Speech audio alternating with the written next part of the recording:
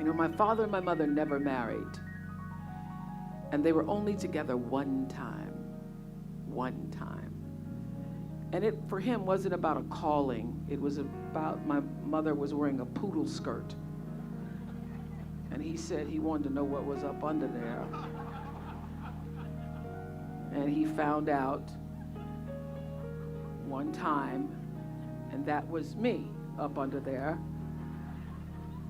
And at the time that I was born, there weren't any great proclamations or even anyone who wanted me. My mother hid the pregnancy until the day her water broke.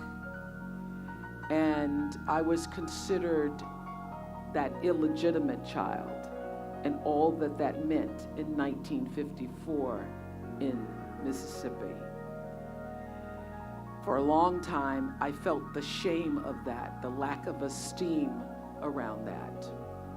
But around 4 or 5, I started to understand that there was a calling. I was watching my grandmother hanging clothes on a line. And we grew up in rural Mississippi, no running water, no electricity, no television. Of course, you didn't have television, you had no electricity. So I was watching my grandmother hang clothes out on a line. And it was a cool day because I could see the moisture from her breath. And I was supposed to be on the back porch churning butter.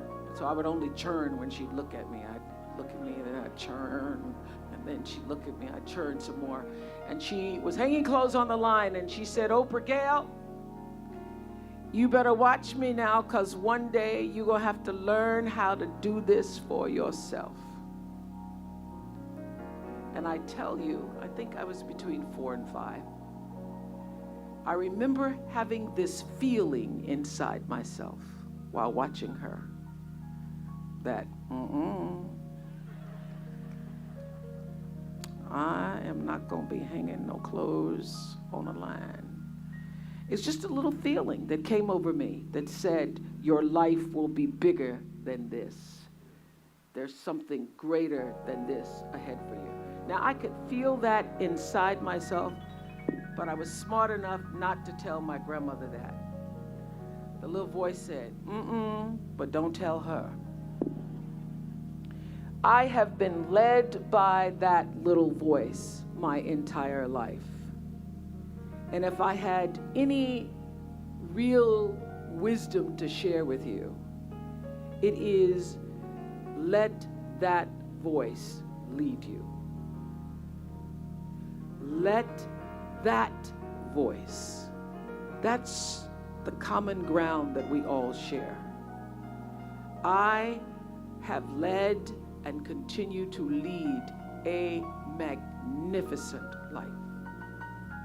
And all the things that are ever said about me and the accomplishments and the things that I've been able to do and the Oprah Show #1 for 25 straight years, all of that stuff, good stuff, all the awards, all the stuff Hajir was talking about. But what nobody really knows is the sense of contentment, fulfillment, reward, rejoicing, happiness, and peace I feel. Because my entire life I have listened and been guided by that voice. That voice is your inner GPS. It is your intuition. It is your voice of God, your higher power, your higher self that everybody has, that allows you to make the right decision even when other people are wrong, that allows you to do the right thing even when nobody, and especially when nobody else is watching. I have been guided by that voice that has led me to this place at JCSU today. You can never go wrong, because the truth is we live in a great time. In spite of what we see on the television and violence against young black men that they have no power and control over, in spite of the times, we have each been, as Maya Angelou used to say to me, paid for. Your crown has been paid for, and your number one job is to put it on your head and wear it. Your number one job is to know that the crown has been paid for, and you've got to know it. And how do you continue to know and pay that crown forward? Well, you can't do it unless you know yourself.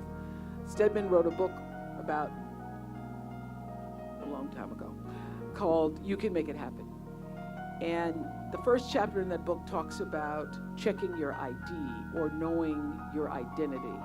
You can't pay the crown forward unless you know who you are, where you come from, and the sacrifice, the true sacrifice, and hope and tears and struggle that went into making you who you are, because you didn't do it alone.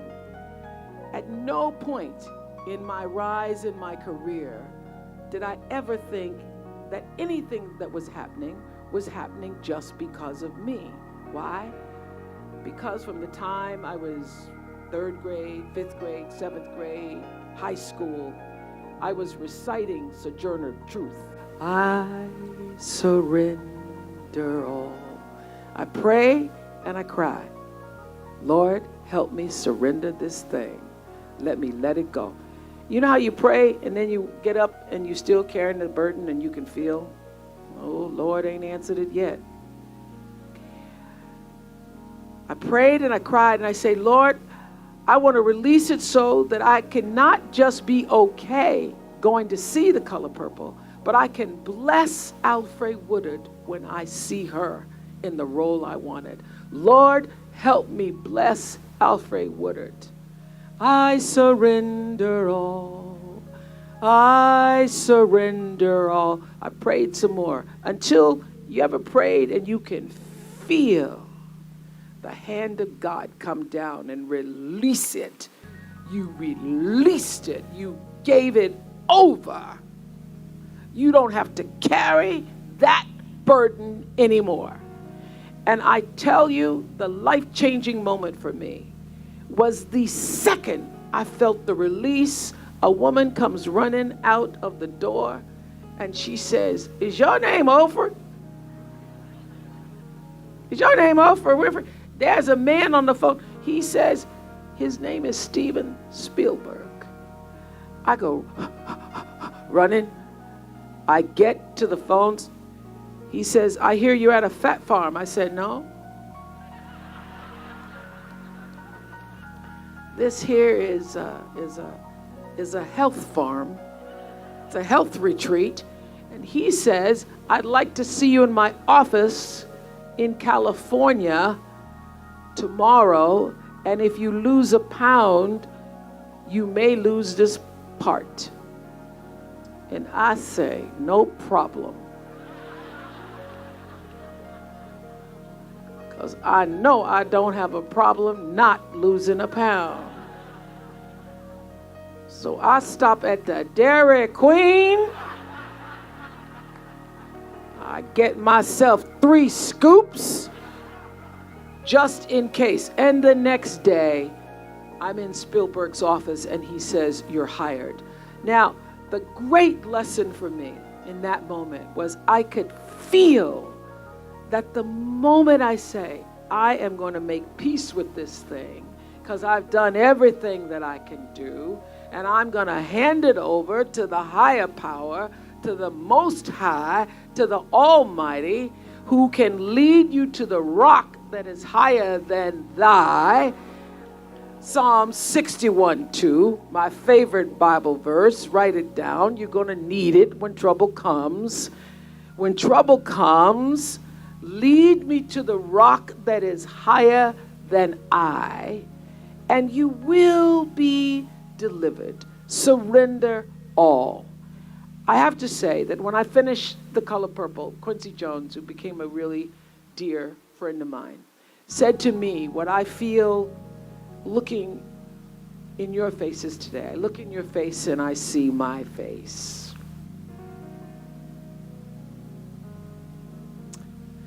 You make me proud. And your future's so bright, JCSU, it burns my eyes. Go with God.